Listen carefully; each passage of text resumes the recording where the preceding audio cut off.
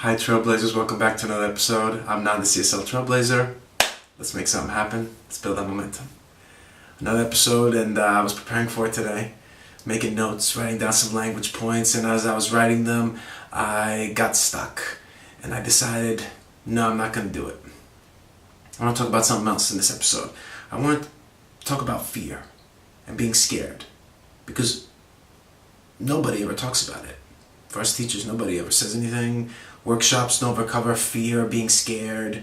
Maybe some trainers might mention it, but I'm not sure if they're very sympathetic about it or give us real good insight or advice on how to deal with it.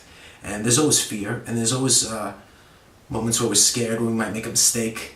Being a teacher is easier said than done. First language point of the day, easier said than done. And when we make notes, we try to make sure that everything is covered bit by bit, second language point, bit by bit until the lesson ends. And we feel safer, and we know that less mistakes will be made if every little detail is covered. And I want to talk about that today, right after this message.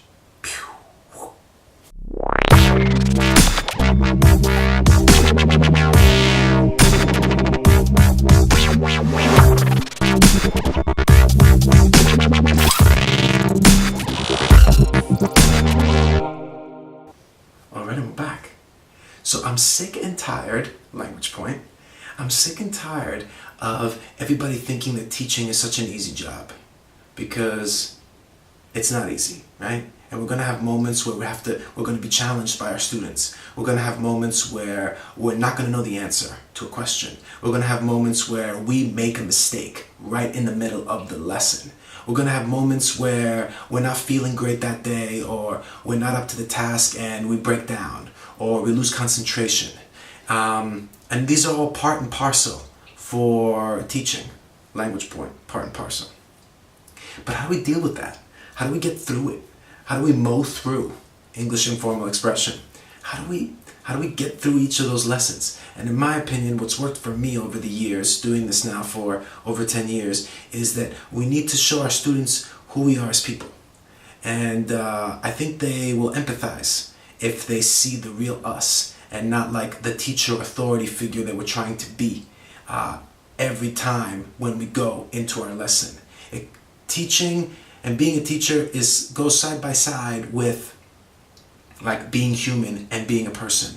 And if our students get to see a bit of that side, it helps them respect us more and listen to us more and appreciate that we're not Google and we don't have all the answers. So for me, it was important to talk about this, and I think all of us teachers have those doubts in our heads from time to time. And let me be loud and clear. You don't have to be extroverted and sociable and talkative to be a great teacher. There's a lot of us out there who are introverted and shy and not so quiet, but we feel like we have something to offer, and we can and we can make a difference. And that's important. And our students will feel that we want to make a difference without us having to say it or sound like we have to, what's the right word? I don't know, give them a speech about what is expected from them. If we just be ourselves, that is probably the biggest way of overcoming the fear and being scared.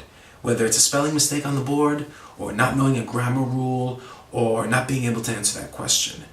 And how can we deal with that? Well, we can try to just improvise and let go and not worry about those mistakes, and say to ourselves, let's see what happens in the lesson today. Let's see where it goes. Let's see how the conversation moves forward. Let's see what the students have to say about this or that. And try to offer your own personal experiences with the language so that your students can feel like there's a reason to learn it, or maybe there isn't. Because sometimes I have told my students, when I've taught out of a course book, which I haven't done for a while, that some language in course books is not really practical or worth knowing or very valuable. Is it maybe important for them to be aware that it exists and people use it? Yes. Do they need to feel like this is something important that they need to know and use? Not necessarily. Okay? If I don't know how to spell a word, That's uncomfortable. And I've been in that situation. And I just try to be myself and say, I've never even written this word. I'm not sure I know how to spell it. Wait a second. I'm having a kind of brain freeze right now. Guys, can anybody help me? How do you spell this word?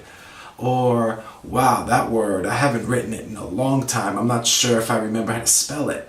And then I go for it and I write it the way I think. And then I ask my students to help me.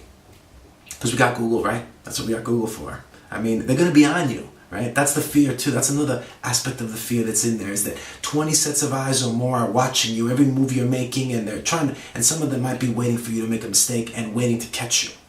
And if you don't want to feel that way every time you go into the classroom, especially with the higher levels, you need to just let them know that you're here to guide them and help them improve their language skills and show them some new language, but you're not encyclopedia and you're not Google.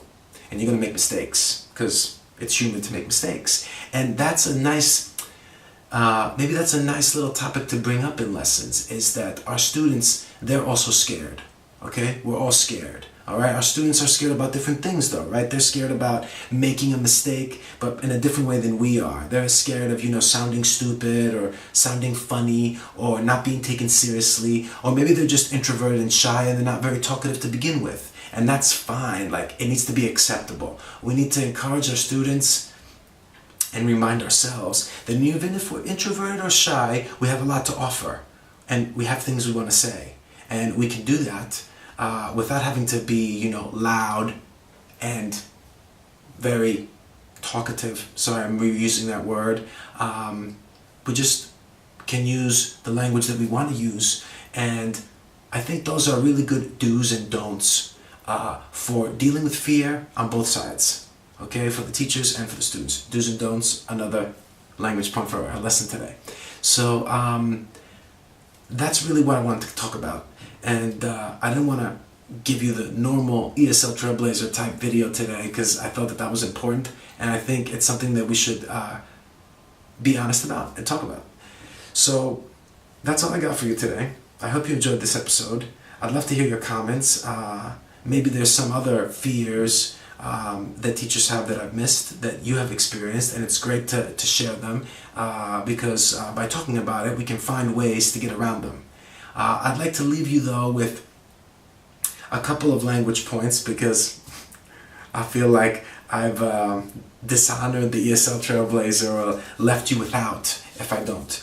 So remember that we're all scared and that we are all fearful of something, whether it's our students or us. So we need to rise to the challenge, collocation with challenge, okay? We need to face those challenges, and we need to have that burning ambition to try and always want to improve our teaching technique, and be willing to try new ways of teaching.